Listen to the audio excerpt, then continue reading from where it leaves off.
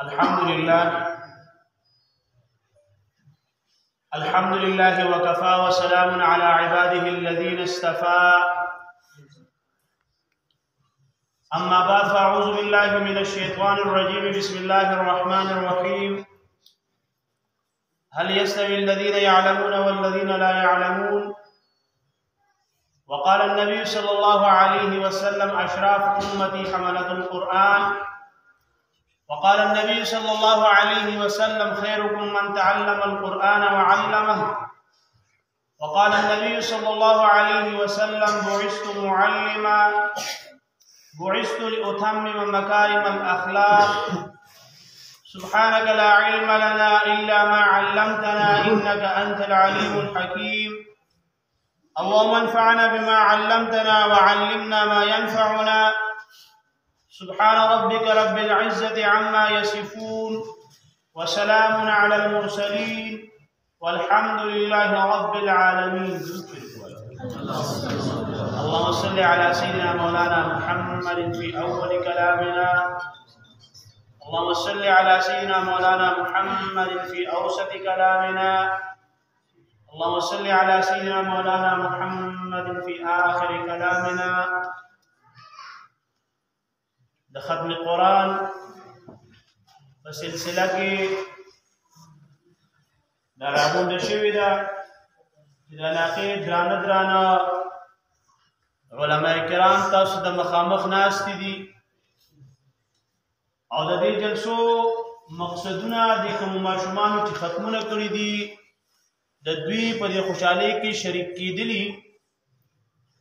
او کوم ماشومانو چې دا ختمونه نه دي کړي نو د هغوی په زړونو کې د دې ختمونو دا خواهش راوچتول دا د دې پروګرامونو مقصد دی. په کائنات کې د قرآن د ډګرۍ نه غټه ډګري بله نشته ده. نن چې د کومو ماشومانو ختمونه کړي دي نو حقیقت دا دی چې د دې ماشومانو مقابله هیڅ یو ماشوم نشي کولی، ځکه د الله رب العزت کتاب هغه د دوی سینو ته کوز شو، هغه دوی په خپلو سینو کې محفوظ کړو. نو که هر څومره مبارکي دوی له ورکړی شي، د دوی مور او پلار له ورکړی شي، کلي علاقې والو له ورکړی شي، استادانو له، حقیقت دا دی چې هغه مبارکي قابله د دې نه ده چې هغه په دې باندې قبوله شي. بختور دي دوی د دوی مور او پلار د کلي علاقې والا چې داسې د فتنو په دور کې دې ماشومانو د خپل رب خپل آسماني کتاب هغه په خپلو سینو کې محفوظ کړو، د هغې زده کړه یې وکړه. او هغه ماشومان چې هغوی دوی نه ښکته دي الله رب العزت د هغې هم توفیق ورکړي چې روانې پیرې داسې یو مجلس راشي چې بیا د هغوی په دې کې د سکاربندي وشي. او دې کومو ماشومانو چې دا ختمونه وکړه الله رب العزت دې د دویم د علم دا سلسله نه ختموي نه بندوي، دې نه پس چې نومره څومره مرحلې دي الله رب العزت دې هغه ټولې دوی ته اسانې کړي. الله رب العزت دې چې چا حفظ نه دی کړی حفظ دې نصیب کړي، تجوید دې نصیب کړي، قرات دې نصیب شي. او الله رب العزت دې د خپل دین پوهه ورکړي، الله رب العزت دې د قرآن پوهه ورکړي، الله رب العزت دې درس نظامي او مخکې چې څومره مرحلې دي الله رب العزت دې ټولې اسانې کړو، په ټولو باندې د عمل کولو توفیق موږ ټولو ته رانصیب کړي. قرآن دا د الله رب العزت یو آسماني کتاب دی چې په دې کې د انسان دپاره یو دستور او منشور او پروګرام پروت دی. په دې کې د انسان دپاره هدایت پروت دی. که انسان دا قرآن راواخیستو په دې باندې عمل وکړو، د خپل رب کتاب وګڼو، د انسان دپاره د دواړو جهانونو د کامیابۍ ضامن دی. او که چېرته د انسان د کلام شاته وغورځو په دې باندې عمل ونه کړو، دا قرآن د انسان دپاره دلیل به ګرځي او په ده باندې به ګواهي ورکړي او دا انسان به جهنم ته غورځي. او د دې قرآن په ذریعې سره الله رب العزت خلق اوچتوي او د دې قرآن په ذریعې سره الله رب العزت خلق راښکته کوي. حدیث کې فرمایي ان الله يرفع بهذا الكتاب اقواما ويدعو به آخرين. تاسو ګورئ په دې کلي علاقه کې به د دې ماشومانو نه په رنګ باندې په شکل او صورت باندې په قوم قبیله باندې په جامه بیزار باندې په غریبۍ مالدارۍ باندې کېدای شي نور ښایسته موجودي لیکن هغه خلک هغې ته به نن پټکې تړلی کېږي نه بلکې پټکې دې خلکو ته تړلی کېږي وجه د هغې څه ده چې دې خلکو د الله رب العزت قرآن خپلو سینو ته ور واچوي علما کرام ورته د خپل برکت او د شفقت لاسونه د دوی په سرونو باندې دي دا د قرآن اعزاز دی او دا اعزاز صرف دې جهانه پورې نه دې جهان نه اخو هم دا اعزاز وراوړي حدیث مبارک کې راځي د قیامت په ورځ باندې چې سخته مرحله الله رب العزت به د یو حافظ په سر باندې 10 کسان چې په هغې جهنم لیکلی شوي جنت ته بیلیږي اوس دا پاور او دا اتارټي دا صرف د حافظ سره ده چې حفظ چا وکړو هغه د ځان سره 10 کسان د جهنم نه جنت ته راکاږلی شي د دوی مور او پلار ته به داسې تاج ور په سر کړی شي چې د هغې هغه پړق د دنیا نور به د هغې په مخ کې باندې پیکوي او خپل حافظ ته به ویلی کېږي چې اقرأ وارتقي ورتل کما كنت ترتل فی الدنیا لولا او په وړو باندې خېجه او په دنیا کې چې سره تلاوت کو په انداز باندې لګیا اوسه او چې په آخره کې کوم مقام ستا د بندېدو شو هغه به ستا مقام الله رب العزت د دې په ذریعه سره د انسان وزن اوچتوي خپل وزني کلام دی که په غرونو باندې کېږي قرآن کې الله رب العزت وایي غر به چوره چوره شوی انسان له الله رب العزت طاقت ورکو نو دا وزني کلام چې کوم سیز باندې راځي نو د هغې مو سره وزن سیوا کېږي نبي کریم صلی الله علیه وسلم باندې چې به وحي راتله او کوخه باندې به ناست نو کوخه به کېناسته په پیغمبر علیه السلام به چې نازلېدو په ژمي کې به تندي مبارک باندې به خوله راتله یو صحابي فرمایي د پیغمبر علیه السلام پتون زما د پتون د پاسه باندې او په پیغمبر علیه السلام باندې حالت درون شو محسوس شو چې وحي نازلېږي او ما داسې محسوسوله لکه د اوبو د غر چا زما په دې خپه باندې د پاسه ایښی دی او بیا چې کله پیغمبر علیه السلام حالت درون شو نو صرف د قرآن د آیات یې وړوکې حصه غیر اولی الضرر صرف دا نازلېدو په دې باندې ما ته دومره محسوسېده ته به ویږي چې غونډ د اوبو د غر چا زما په دې خپې باندې د پاسه دی دا درون او وزني کلام چې کوم انسان خپل سینې ته واچو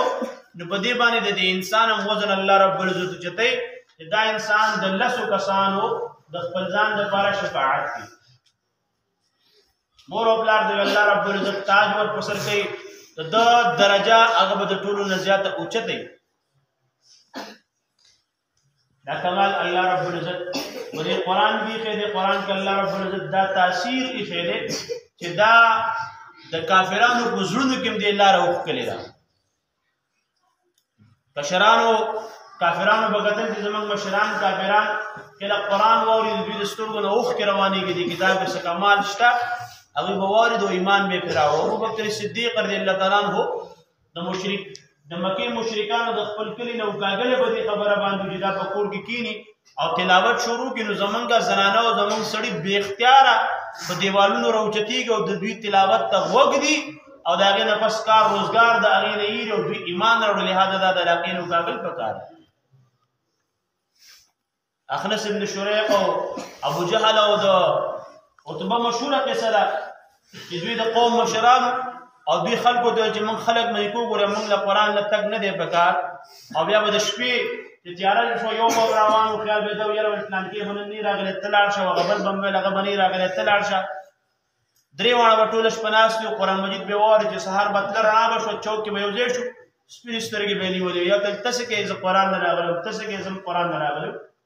بیا به کلکې واده یو بل سره وکړي چې ګوره ګوره دې نه پس خو خامخا راتګ نه دی پکار خلک چې خپله د کوم څیز نه منې کوو نو موږ خپله ولې هغې له راځو بیا به یې واده وکړه بیا به یې ویل یاره پلانکې خو به نن نه راځي بل به هم روان شو بل به هم ځان سره ویل پلانکې خو به نن نه راځي بېزتي م کړې ده اب هم روان شو بل به هم راغلی بیا به درې واړه یو ځای شو څو پیرې داسې شوې ده وجه یې څه ده وجه د هغې دا ده چې قرآن به د دوی زړونه راښکل طاقت کې به نه چې دوی په خپل کور باندې پاتې شي د نبي کریم صلی الله علیه وسلم خلاف دوی منصوبه ساده کړې وه مشوره به پکې کوله یو میټینګ ځای ساس کړو پای کې عتبه ته وځي ته لاړ شه او ته پیغمبر علیه السلام ته وایا او هغه وخت کې به اوی پیغمبر علیه السلام د کوم چې مسلمان شو هغه ته صحابي نوم یو چې صحابي له ته لاړ شه حق دین چې بچا قبول کړو هغه ته صحابي وو لکه څنګه چې کله انګريز هندستان ته راغله او د انګريز مخالفت علماء دیوبند کو علماء دیوبند بدنامول د پر انګريز او علماء دیوبند باندې د وابینو کیو د کتابونو کې یو قصه لیکلې ده یو طالب علم هغه د یو هندونا سودا غستا قرض چې کله بیا قرض ډیر زیات شونه هندو د طالب علم ته پیسې راځي هغه سمانه پیسې غواړي چې د جمعې منبر ته وخت نو پاره باندې تقریر شروع کړ پلان کې هندو و بشي ویلې هغه دا غنه سودا غسل پرې خور چې کله هغه د پدول چې سودا مکمل خرابې بنو بیا رااله او ته چې قرض در لما کوم اوس وایي چې دی وابي توبه استلې ده د وابي توب نه هغه بیا اعلان وکړ دی هندو د وابي توب نه توبه استلې ده نو واپس سوداګر شروع هغه زمانه نه دا خبر روانه و اوس هم چې دا تبلیغیان زمونږ لاړ شو پنجاب ته نو دا وابیان دي مونږ ته وابیان وایي د پیغمبر علیه السلام باندې هغه وخت هغوی صابین ومېښو چې د هغوی دین بچا قبول کړل دا صابي دي نغه پیغمبر اسلام ته راغلی پیغمبر اسلام ته وایي ای وراره دا څه اړی ګړی دې شروع کړی دی رور دې د رور خلاف کړی دی تره د وراره خلاف ماما د خورۍ خلاف په کور کې لانجې دي زمونږ په بوتانو پسې په خدایانو پسې ردې بدې وې دا لانجې پرېږده که چېرته ستا مقصد مالداري څومره مال چې ته غواړې د خپو کې مې درته وغورځوو که ستا مقصد د یو ښایسته زنانې سره نکاح کولی واده کولی ګوته پرېږده دا تره به درنه مخکې روانې وګرله کوي او که ستا مقصد باچاهي تا نه قربان او که چېرته چا در باندې څه کړی نو موږ ته ووایه جنات در باندې راغلي یا جادو در باندې چا کړی نو موږ به د غټ طبیب له بوغ علاج پیرلو نبي کریم صلی الله علیه وسلم خبره استقامت سره وړه ستا خبره مکمل شوه هغه وایي دا هغې نه پس نبي کریم صلی الله علیه وسلم د حامیم سجدې تلاوت شروع کو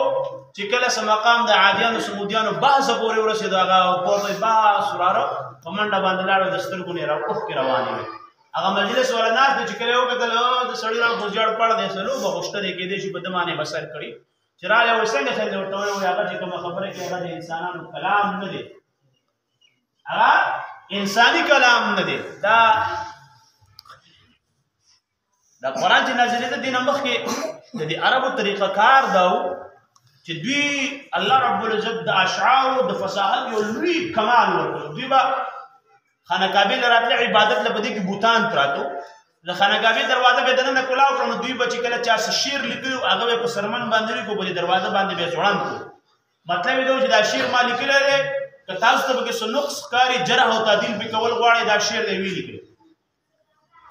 دا سلسله روانه وه د بعضو خلکو شعرونه په میاشتو میاشتو به لګېدلي وو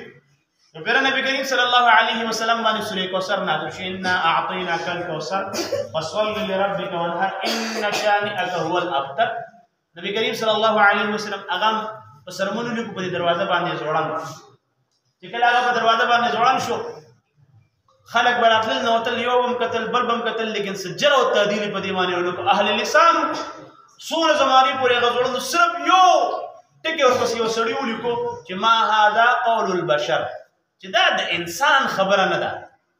دا څه چې لګېدلي دي دا انساني کلام نه دی دا د بل چا کلام دی صرف دومره یې دا پې ورپسې وکړه انا اعطیناک الکوثر فصل لربک وانحر ان شانئک هو الابتر ما هذا قول البشر ما هذا دا نه دی قول البشر د انسان وینا یعنی دا د انسان وینا نه ده دا قرآن چې د کافرانو د زړونو په مابین کې هغې څه کړي دي لارې وټاکلي دي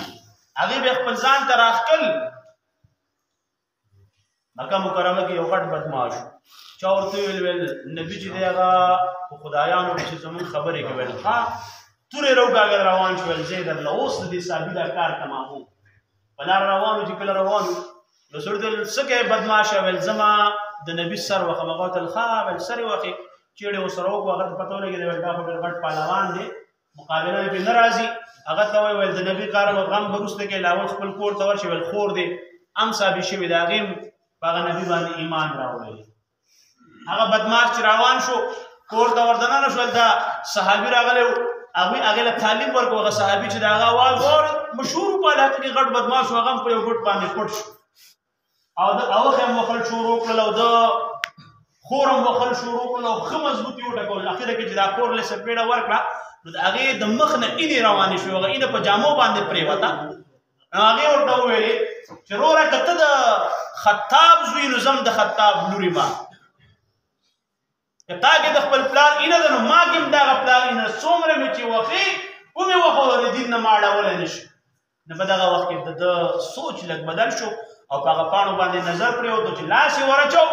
نو خور ورته و چې دې له لاس وروړی نه شي، لا یمسو الا المطهرون، چې دې له پاک خلک لاس وروړی شي، بېلماده خلک دې له لاس وروړی نه شي. ویل ښه څه طریقه ده؟ غسل یې وکړو. بیا رالی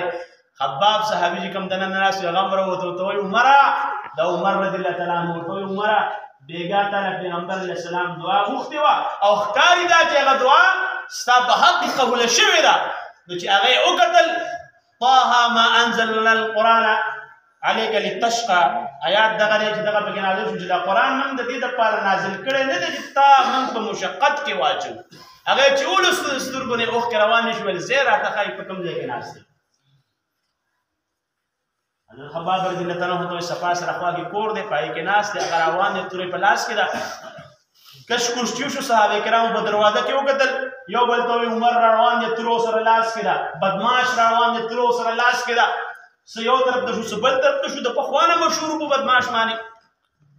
په پهلوان باندې، په روع او دبدبه باندې. په دې درمیان کې حضرت حمزه رضی الله تعالی عنه وایي چې راپرېږدئ، که د خیر په اراده راغلي کې بنې او که د شر په اراده راغلي سر به درله د کوتونو باندې فدا. عمر رضی الله عنه ته راپرېږدئ، دا په بېله اراده روان دي. چې کله رالی او کېناستو، عمر رضی الله تعالی عنه پیغمبر علیه السلام په دې کومه د الله سنسي کې وویل عمره څو پورې به د قرآن مخالفت کې، څو پورې د مسلمانانو له به تکلیف ورکې، څو پورې دا کلاو توره به په موږ باندې ګرځې. د حق دا دعوت قبول کړه. وایي جي د حق د دعوت قبولولو دپاره راغلی. هغه چې تورې راغېستې وه د قتل دپاره او د قرآن ایاتونه یې ولیدل، رالی د پیغمبر علیه السلام په پښو کې پرېوتو. دا اثر د څه؟ دا اثر د قرآن کې الله رب العزت اثر یې ښیي. چې څنګه اثر پکې دی، مونږ خو یې اورو، ستا سره هم راباندې ونشو. تراوو کې اورو، کال په کال یې اورو، په جوماتونو کې اورو. نو وجه د هغې دا ده چې موږ صرف الفاظ اورو، په معنی خو موږ نه پوهېږو. په معنی باندې ځان پوهېږه بیا به در باندې اثر وشي. موږ له خو صرف یو قل هو راځي، اختم سپین شو، اتیا کاله ته ورسېدو، د قل هو نه علاوه بل صورت په مونځ قدر کې نه شو ویلی. ولې په مونځ کې نه شو ویلی؟ وایي زما ژبه پیړه ده، نه شم ویلی. دې ژبې پیړې والا ته 2 لک روپۍ کېده او لږه ورله دا ژبه لمټکه ته ورته ګوره چې د 2 لکونه په 10 منټو کې اوړې که نه، شمار کې غلطېږي نه. دا د تماکو حساب چې کله دوی کوي نو دوی چې بوزغلې وکړي نو دوی په یو دوبچه کې 12 بوټي راغلل، په یو بوټو کې 40 پاڼې او په یو چوکه کې دومره وندلې او دومره پاڼې حساب کې ولګوي نو د غونډ پټي بنډلې د لره وکاږي. دا چې دوی اخلي دا په دې نیت باندې مخلي چې دا بوزغلې یا ټل تا نه اخلي. د غلو حساب دی په دوچو باندې کوي. د دوکچې دننه د الو دانې ورته معلومې چې په دې کې څومره دانې دي. د ولاړ ټل صوبېدار غاړه د هغې وزن دې په سترګو کې کړی چې په دې کې څومره من دی او په څو باندې اخیستل پکار ده، څومره ګټه پکې ده. د سترګو نه پردی څاروی په لاره باندې وکاږي چې څومره وخت پکې ده، د څومره پیسو دي. دا حسابونه کتابونه ورزو چې د دین خبر راشي زما ژبه پیړه ده. نو بیا څه کې لکه چې ژبه پیړه دی ده نو لږ څه زده کړه نو زده کول هم نه کوي. هغه د نیا دي په مونځونه راته یاد دي الحمدلله سبحانک اللهم انغمت علیهم لا نشکرک ولا نکفرک لیلی غیرک. نو دا څیزونه مې په دې باندې بیا څه کېږي؟ د دین زده کول پکار دی، د قرآن معنی زده کوي،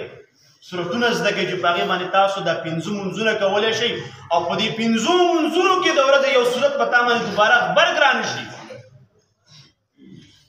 خپله یې نه شي زده کولی تبلیغ له لاړ شه، که د خپل کلي سره نه شي تللی بهرنو خلکو سره لاړ شه. شرم په دین کې پکار دی، خپل مسجد ته کښېنه، ماشاءالله په هر ځای کې مدرسې شته دا مسجد چې کوم دي دوی له به ښه طریقه باندې قرآن وایي د ده نه یې زده کړه کني په موبایل کې راواړوه صورت اړوه په خپله به یاد شي دا قرآن دا د الله رب العزت کتاب دی د انسان د هدایت او د دستور او د منشور لپاره راغلی دی او دا د ټولو نه جامع ترین کتاب دی دا د انسان درجو اوچتوي په دې دنیا مو اوچتوي او په هغه دنیا مو اوچتوي په دې دنیا باندې اگر چې زموږ د انګریز قانون او د انګریز ډګري موږ ته درنه ښکاري او د حافظ د قرآن حافظ موږ ته سپک ښکاري نن سبا د لارډ میکالې سبق چې ویلې نو هغه ډګري هغه درنه ګڼلی کېږي په محکمو کې تا ته نوکري میلاویږي لیکن د قرآن سند چې در سره یو د حفظ ډګري در سره هغه د نوکري نه میلاویږي تاسو وګورئ ستا د پاکستان قانون دارې بګواندار ستا جج جوړېدی شي د ملک لیکن حافظ قرآن ستا جج جوړېدی نه شي اسلامیات چې د یونیورسټۍ نه کړی هغه د اسلامیات د لیکچررۍ پوسټ کو ملاوېدی شي لیکن چې درس نظامي کړي د هغه د سند حیثیت او اعتبار نشته دی هر دنیا ده آخرت کې به د حساب کېږي تله خو در سره ده خپله درنه او د بل هغه سپک په حسابه وه لیکن یو بل طلب هم د حشر په ورځ باندې لګي او بیا به تا ته ښکاره شي چې د حافظ درجه څه ده په دنیا کې ورته فرشتې وزرې خورئ په آخرت کې به هم درته د اعزاز پته ولګي په قبر کې هم د درجه ورته معلومه شي احمد علي لاهوري رحمت الله علیه متعلق راځي چې په کومه اذیره کې وفات فوت دی چا خوب لیدلی و په هغې کې د مړي نه پوښتنه وکړه چې څه در سره وشو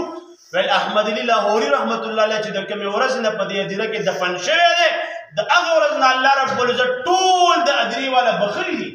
ولې 13 کاله د قرآن خدمت کړی دی غون ژوند د قرآن خدمت ته وقف کړی و شاه عبدالعزیز محدث دهلوي رحمت الله علیه د قرآن خدمتونه کړو چې کله وفات شو د وفات نه پات شاه فضل الرحمن گنج مراد آبادي رحمت الله علیه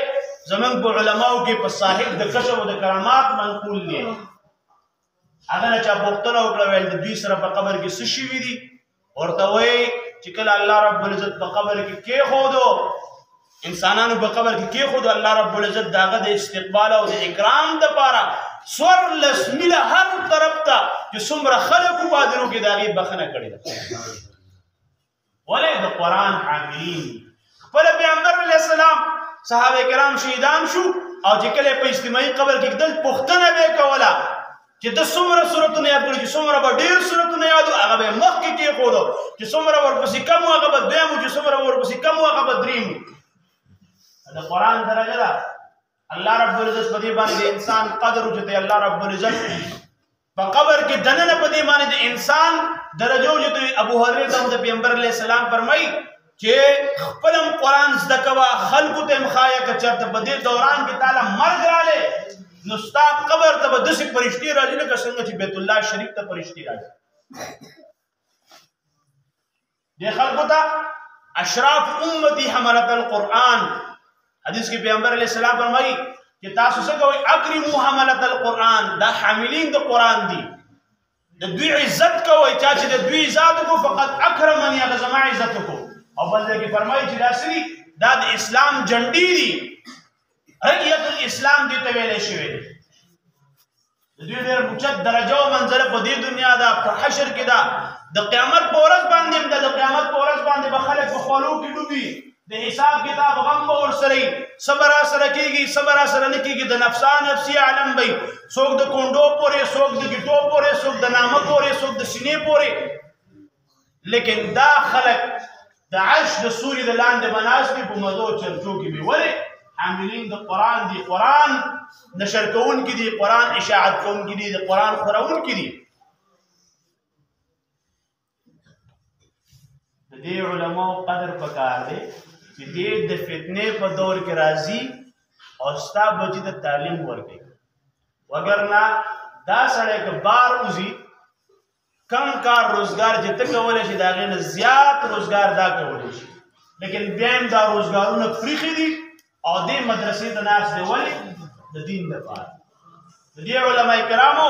قدر وکړئ د دوی ادب وکړئ د دوی عظمت وکړئ د دوی احترام وکړئ د دوی تلي د ښکلولو دي چې زما دین هغه محفوظ ساتلی او زما بچي دی ښی اگر نه حقیقت دا دی چې نن سبا په خولې باندې موږ مسلمانان پاتې د دین نوم اخلو لیکن څومره بې عزتي چې د دین منګه کو دومره هېڅ څوک نه کوي زمونږ کردار دا د منافقت توب دی تو ګوره چې کله موږ خپل زوی سکول ته لیږو څنګه د هغه جامې څنګه د هغه پیزاري څنګه د هغه ګاډۍ په کم ګاډي کې ځي په کم فیس سره ځي او چې کله مدرسې ته رالیږو نو څه کوو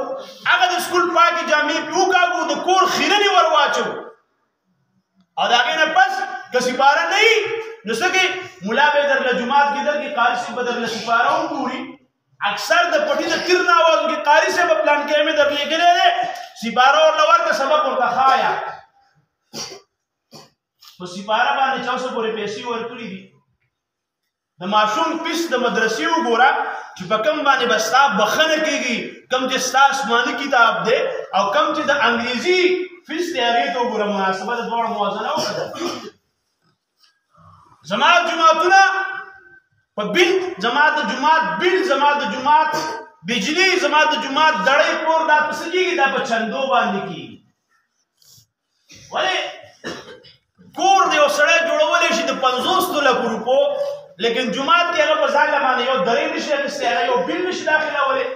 لاک یو نیم لاک 2 لک روپۍ د یو سړي آمدن دی او بیا هم د 500 دپاره په جومات کې اعلان کېږي دا منافقت توب نه دی یو سړي د جومات دپاره چنده کوله یو سړي پکې 3000 کېښودې په سبا یې پکې بیا 3000 کېښوده ورته ویل که ته څوک یې ما د ځان وښایه هغه په ما باندې څه کوې خو بس پیسې مې په 3 ورځې 3000 کېښودې ویل نه اوس خو به راته خامخا ځان ښیې چې ته دا دومره پیسې ماله راکړې هغه ورته وایي ښه ما خو د ځان نه ښودو درته به ووایم زه دې غریبانانو له د بار ملکونو ویزې کومه کومه ویزې چې په 15 لک روپۍ زه پکې 2.5 لکه والم دا 2.5 د جب نه ورغلم چې دا خلک بار ته لاړ شي هغه راله جومات کې روکا لګوي هغه سړی مې وپېژندو چې هغه 3 ورځې 3,000 روپۍ راکولې هغه خو ډېر خیرخواه دی د غریبانانو غریبانان بار من ته اړول غواړي چې بس د دې خلکو دا غربت ختم شي ښه نو څه به کوو نو مې ما ته یې ویل که ستاسو په علاقه کې څه غریبانان یې څه لږ څه رعا کوي نورې به پکې د خپل طرف نه واچوو بار به ټول وکاږم بس چا ویل راشه لکه د پلانکۍ کالي راوله چا ویل چې غویان خرڅ کړه چا ویل چې سانډا خرڅ کړه چا ویل چې سپېدار خرڅ کړه څه وکړه کسان بار ته وکاږه هغه پیسې ورله ورکړې دوی په انتظار باندې بل ورله خط راغی په هغې کې لیکلي ویل تاسو نه غټ دلګان نشته دی تاسو خو ویل چې موږ سره د جومات پیسې نشته جومات په سوال جوړوئ اوس چې کله د ویزې خبر راله نو دا غویانو دا سانډانو دا سپېدار د کوم ځای نه راغلل دا پیسې د کوم ځای نه راپیدا شو چې دا نیمې درته ښکاره شوې چې په نیمه باندې بار ته اړې نو څومره هم راپیدا کړي حقیقت دغه دی چې د دین دپاره موږ سره نشته دی اوس که چا وویل چې ستا دې خوا کې دا کور زه خرڅوم بل به یې درنه والي شپې د شپې اوس که چا وویل چې دا ګاډی زه 10,000 روپۍ ارزان خرڅوم بل به یې درنه والي اوس که چا وویل چې دا پلانکۍ شی زه خرڅوم بل یې درنه اخیستی شي د دین دپاره نشته دی د دین د نوم دپاره نشته دی حقیقت دا دی تاسو وګورئ نن سبا موږ وایو چې ګراني ده په هر چا ګراني راغلې ده لیکن تاسو د ملا تنخوا ته کتلي دي دومره د فتنې په دور کې هغه راځي تاله ټیم درکوي منځونه درته کوي بچو درته سبقونه ښیي هر یو کس دا وایي چې زما په 50,000 او په 80,000 باندې ګزاره نه کېږي بل طرف ته د دوی تنخواګانې څونه زیات نه زیات چې سیوا شي خو 10,000 او 12,000 ده په 10,000 او په 12,000 باندې ته ګزاره کولی شي کېږي ګزاره کوي د سره کې ګزاره نه کېږي دا به څه کوو دا به سیوا کوو کومه پیسه چې موږ ورکوو څنګه یې ورکوو 20 د مور راوړي د نیکه راوړي هغه د ملا د تنخوا دپاره یو شي ولې دا خو موږ یو ځای اوسېږو حالانکې د بېنظیرې پیسې بیل به ولاړي که د وړو قطاري بیل به ولاړي که د واده ښه درپسې راځي بیل به لیکن چې د ملا تنخوا راشي نه موږ ټول یو وي نو څه به کوي دې بیل نه ته ورکړو بلې بیل نه ما پیسې ورکړي او پیسې څه پیسې حساب پې کوئ خپلو ګریوانونو کې ځان سره ګورو پیسې څه پیسې تاسو وایي لیټر نن سبا په 278 دی د 1 لیټر پیسې د تیلو څوک ورکوي د 1 کیلو غوښې پیسې څوک ورکوي د کیلو غوړو پیسې څوک ورکوي د نیم کیلو چای پیسې څوک ورکوي مړه دومره خو ورکړه چې کیلو پیاز قدرې پې اخیستی کېږي که دا وایو نه موږ د مولیانو سره مینه ده په دین باندې قرباني ورکوو په دین باندې سر ورکوو مقابلې ته د څوک راشو دا کفار چې ګستاخي کوي دا دې دلته ګستاخي وکړي بالکل غیرت پکې شته لیکن دې شیزونو ته هم سوچ کوه د دې هم تا نه پوښتنه کېږي چې څومره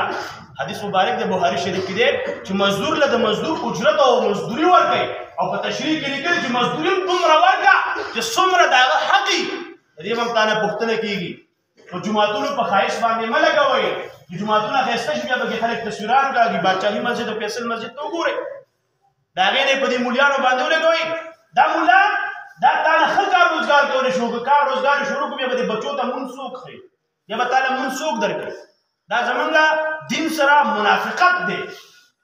په واده کې به شل دیګه پخولی شي میخه به راوستی شي هر څه به پې کولی شي لیکن چې د نکاح وخت شته به کې الله وایي ملا ته چانده ور واچوئ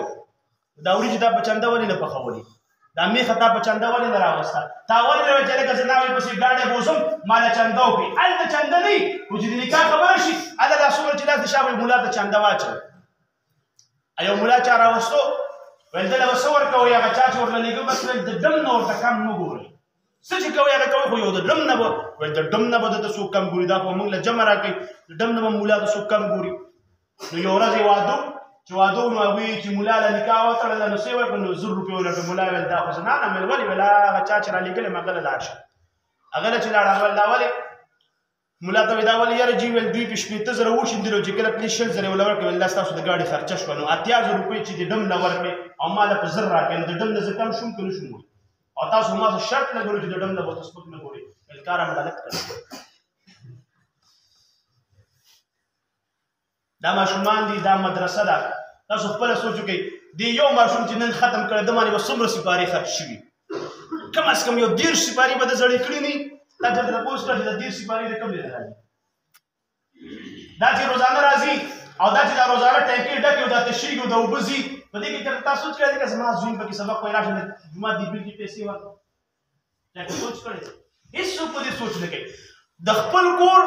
زنانه مقرر شوي که د سهار او ماښام جارو وایي که نه د کور انګړ صفا کوي تاسو چېرته په دې جومات کې داسې څوک لیدلي چې هغه سهار او ماښام جارو وایي خو یو جمعې نه بلې جمعې نه یو میاشت او بل میاشت څوک راشي او ویې وکړي پته هم چاته نه لګي چې د جمعې ورځ د خدمت او صفایي شوې ده که نه شي دا ټول زموږ د دین سره منافقت دی په دې علماو قدر وکړئ تاسو دوی له د دوی تنخواګانې سیوا کوئ تاسو دوی له د دوی روزي په صحیح طریقه باندې ورکړئ تاسو ګورئ دا خو حافظان دي دې نه د مفتیان ساز نه که بیا راولي دا مدرسې چې په هر ځای کې دي د مدرسو قدر وکړئ مدرسو ته چې کوم ضرورت دي هغه پوره کړئ د جومات چې کوم ضرورت دي هغه پوره کړئ د په یخنۍ په ګرمۍ کې دوی ته د پکې انتظام نه د پکې انتظام ورته وکړئ که د جنریټر انتظام نه د جنریټر انتظام ورته وکړئ ستاسو بچي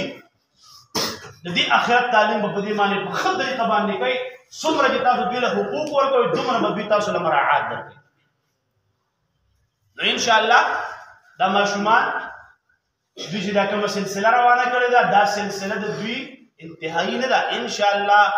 چې چا ناظره کړې ده د دې نه پس به دا حفظ کوي چې چا حفظ کړی د دې نه پس به دوی ترجمه کوي چې چا ترجمه کړې ده د هغې نه پس به دوی درس نظامي ته کښېني او درس نظامي نه پس به بیا دوی دارالافتا ته ځي او د هغې نه پس به بیا دوی خپل درسونه کولاوي او زمونږ یقینا دا زمونږ چې دعاګانې کوو موږ څه وایو یا الله زمونږ د کورونو نه او زمونږ د رشته دارو او د کلي علاقو او د مقتدیانو د کورونو دین چینې روانې کړي او کوم وخته پورې روانې کړي د قیامته پورې روانې کړي انشاءالله دا دین چې دی نه بل څه پورې چلو دا به د قیامته پورې چلو الله رب العزت چې څوک په دې باندې عمل کوي